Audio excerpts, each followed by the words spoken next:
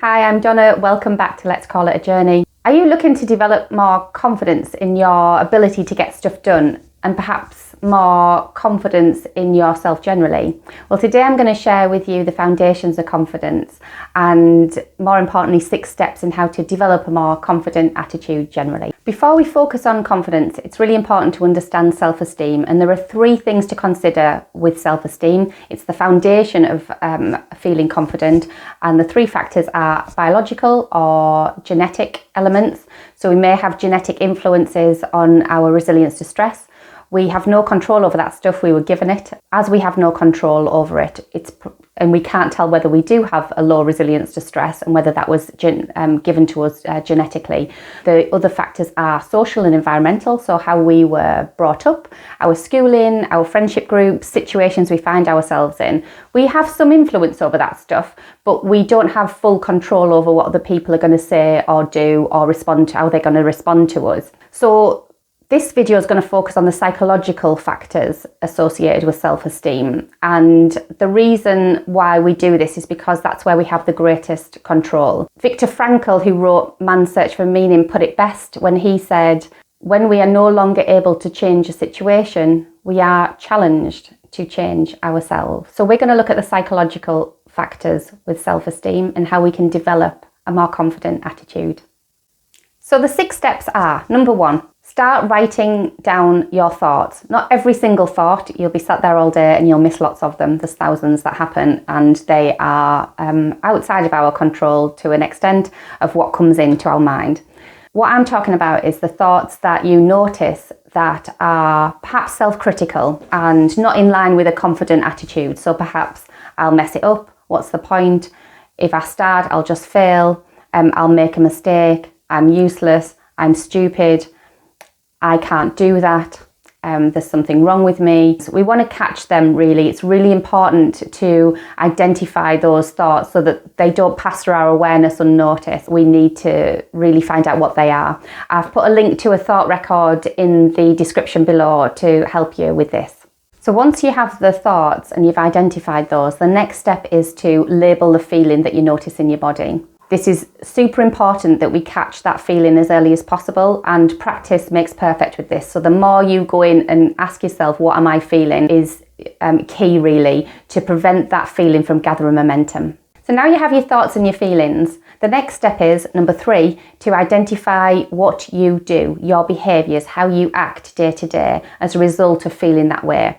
So you may notice that you play small, you might perhaps please others or withdraw from others, or perhaps you put off doing things or procrastinate or stay within your comfort zone because your fear of failure or judgment from others is so powerful, it kind of paralyzes you and stops you from doing things that you want to do. So it's really important to identify what those behaviours are before we can then move on to changing those.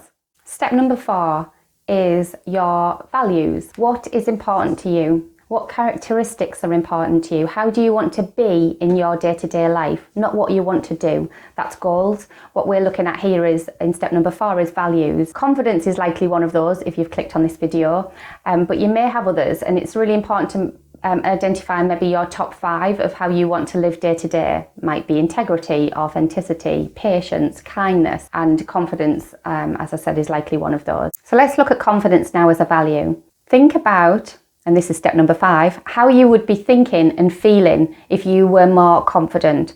What does that even look like to you? Because if we don't have a clear idea of what that's like, to think that way and feel that way, we're never really going to achieve that. So to build that, spend some time thinking about what thoughts you would be thinking if you were confident. What ideas would you be following in your mind? Perhaps how you would feel, where you would feel that in your body.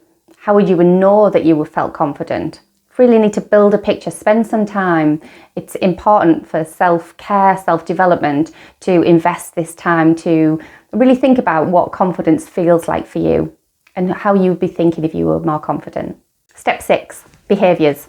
And these are behaviours that you will be doing or acting like now in your day-to-day life if you were feeling more confident and thinking more confident thoughts about yourself. It's going to feel weird. However, I would encourage you to think about, if you were behaving more confidently, what would you be doing?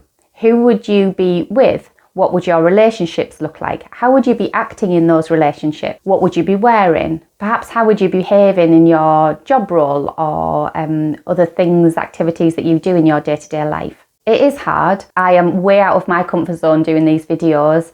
My thoughts are things like, what if somebody who used to know me is judgmental? What if they think this, or this? It can become quite toxic in our own minds, when the reality is the likelihood of those people seeing this is pretty unlikely. Possible, but not probable. And also, if they did see it and thought negatively of me, I've got no control over that. And when I can't control my situation or what other people are thinking about me, I'm challenged to change the way I do things.